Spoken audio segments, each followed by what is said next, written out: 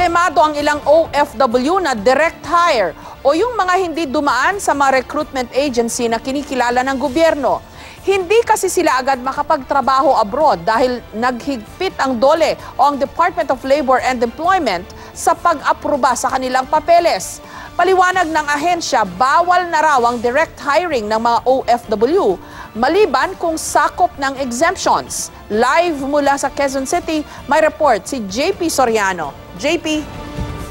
Jessica, halos tambak na nga yung mga papel ng mga aplikanteng OFW sa dumaan sa direct hiring sa opisina ng DOLE kanina nang makita natin. At ayon sa DOLE, asahan na raw na hindi pa makakaalis yung mga OFWs o aplikanteng yan sa lalong madaling panahon dahil titiyakin daw nila muna na matapos ang kanilang ginagawang investigasyon.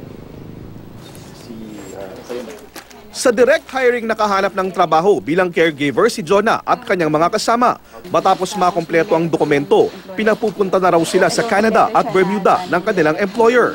Pero nagkaproblema, naghigpit daw ang DOLE sa pagbibigay ng Overseas Employment Certificate o OEC sa mga aplikanteng OFW na direct hiring o yung hindi dumaan sa Accredited Recruitment Agency ng POEA. Kasi kami hintay na po kami, urgent po kasi yung work namin. Ilang araw na raw silang nagbabaka sakali sa DOLE. Umaasang makakaalis dahil aprobado na ng POEA ang mga papel nila. Andun yung urgency na kailangan kami ng employer.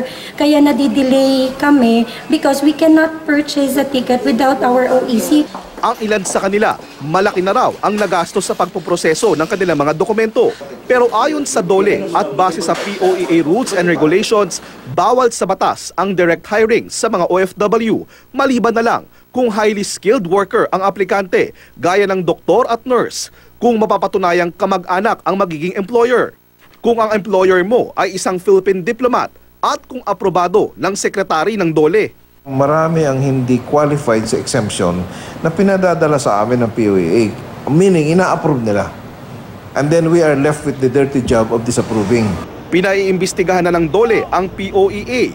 Paano raw nakalusot sa POEA ang direct hired OFW applicants na hindi naman pasok sa exemptions? Na-discover ko na totoo na may anomaly there. May mga fixers doon na nagdidemand ng pera from applicants. Ipinag-utos na rin ang balasahan sa mga opisyal at ilang tauhan sa POEA. Wala pang pahayag ang POEA kaugnay sa nabanggit ng DOLE at kung paano ang gagawin sa direct hired applicants. Bago ang paghihigpit na ito, nasa 50 hanggang 100 new hired o direct hired applicants ang nabibigyan ng OEC kada araw at nakaalis na ng bansa. At Jessica, sabi nga ng DOLE, delikado para dun sa mga kababayan nating aplikanteng nagnais magtrabaho sa ibang bansa kung sila'y dumaan sa direct hiring at kung sakali makalusot sila at aprobahan ng kanilang papers, sakaling sila ay mabiktima ng mga kanilang mga employers, mabiktima ng abuse o anuman, ang sisi babalik din naman daw sa gobyerno. Jessica? So, kaya kailangan na dumaan sa recruiter kasi may proteksyon yung mga manggagawa. Yun ang kabilang side ng isyong ito, JP. Pero pag-usapan din natin yung kabilang side kasi meron din mga nagsasabi, mas maganda nga kung direct hire kasi at least walang placement fee, di ba? Madalas. So kaya konti lang yung sisingilin dun sa OFW. Hindi sila mababaon sa utang kasi marami sa ating mga OFW hindi pa nakakaalis. Baon na sa utang yung buong angkan nila. So yun ang mawawala kapag direct hire. Wala nang placement fee, etc. Tapos hindi pa sila mabibiktima ng mga illegal recruiter kasi kausap na nila mismo diretso sa employer. So yun yung dalawang issue, dalawang panig ng isyung ito, di ba? Tama Jessica, kasi yun yung other side. In fact, yun yung mga nakakwentuhan natin o nakausap nating mga OFWs na dumaan sa direct hiring kanina, sinasabi nila nakita lang nila ito online, kinumpare nila yung nagastos nila doon sa kanilang mga kakaibigan na dumaan sa recruitment agency, which is mas malaki yung nagastos. May mga pros and cons talaga. Pero sinasabi ng DOLE, Jessica, importante raw kasing ma-vet na kasi pag recruitment agency at accredited ka ng POEA, mas merong ngipin ang gobyerno na habulin o to run after those recruitment agencies sakaling mabiktima nga sila ng kanilang employer, magkaroon ng misrepresentation, meron silang hahabulin. Yun naman yung protection side na sinasabi ng government. Pero alam mo, Jessica, I think meron ng mga pinupush na ganyan dati, yung ilang labor groups, mga migrant worker groups na pwedeng i-push na tanggalin na yung ban sa direct hiring dahil marami rin naman nagbe-benefit daw dyan. Jessica? It makes it more efficient. Tapos, syempre kung may recruiter pa yan, may kaltas pa eh. Di ba? Pagka susweldo sila, may kaltas pa ng kung sino-sino. Eh kung direct hire, mas walang masyadong kaltas siguro yan, baliban sa tax. Baka naman pwedeng magkaroon ng sistema na, okay, direct hires, tapos for the protection ng mga OFW natin, dahil legit pa rin naman silang nagtatrabaho at nagpapadala rin naman sila ng pera sa kanilang pamilya rito. Nakakatulong sila sa ating ekonomiya. So dapat protektahan pa rin sila ng gobyerno, di ba? Baka pwedeng on their own, they can register with the consulate ng Pilipinas or embassy na pinakamalapit sa kanila. Di ba? Mas win-win siguro yun. Tama, Jessica, may mga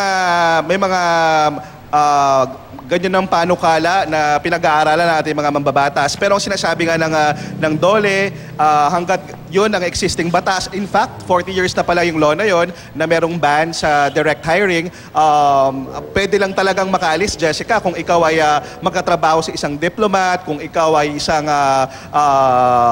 highly skilled worker, doktor or nurse, pero ang caregiver, hindi naman highly skilled daw yun. At o kaya, may approval ng DOLE Secretary, which is yun daw, sinasabi ng bagong mga liderato ng DOLE ngayon, na tila naabuso raw ng mga nakaraan. Kasi parang lahat daw, in-approve na lang ng POEA, allegedly. Pero ang POEA, remember, is an attached agency of DOLE, kaya maganda rin daw na ma-check din yan, Jessica. Kaso, di ba, ang nagiging usual problem kasi, JP, the more you regulate certain procedures, lalong nadadagdagan din yung opportunities for corruption. Although sang-ayon tayo dun sa sinabi ng opisyal na nakapanayam mo, yung mga fixer dyan sa POEA, yung mga gumagawa ng hindi tama, dapat parusahan din. Pero the rule, ang nangyayari kasi dyan, pagka mientras na dinadamihan mo ng regulasyon, nadadagdagan din yung opportunities para yung mga kawatan, yung mga walang magawang mabuti, nakaka-engage in corrupt practices, di ba? Tama, Jessica. Alam mo, tama-tama, very timely kasi sabi rin ng DOLE kanina na nakausap natin na parang may mga additional job opportunities daw na posibleng mangyari from Europe. They will hire more caregivers from Israel. Merong silang mga MOU na tinatrabaho. Kaya the more na may mga ganitong classic opportunities at maraming mga nagnanais na makatipid, syempre dahil wala ngang pera, patuloy pa rin mangyayari yung direct hiring. Pero yun nga, ang problema ngayon, Jessica, is ang daming nagmamatigas o pagpipilitan daw ng DOLE na hindi aprobahan yung mga papers na yon. Ang problema, maraming mga nakaschedule ng umalis next week or next month, hindi daw sila makaalis. Kasi yun naman din daw yung paninindigan ng DOLE sa ngayon, Ayun nga, Jessica. Katulad naman na interview mo na inaantay na ng kanilang mga employer sa Canada, baka naman mawalan pa sila ng opportunity para magtrabaho doon and make money for their family, di ba? Maraming salamat sa'yo. JP Soriano.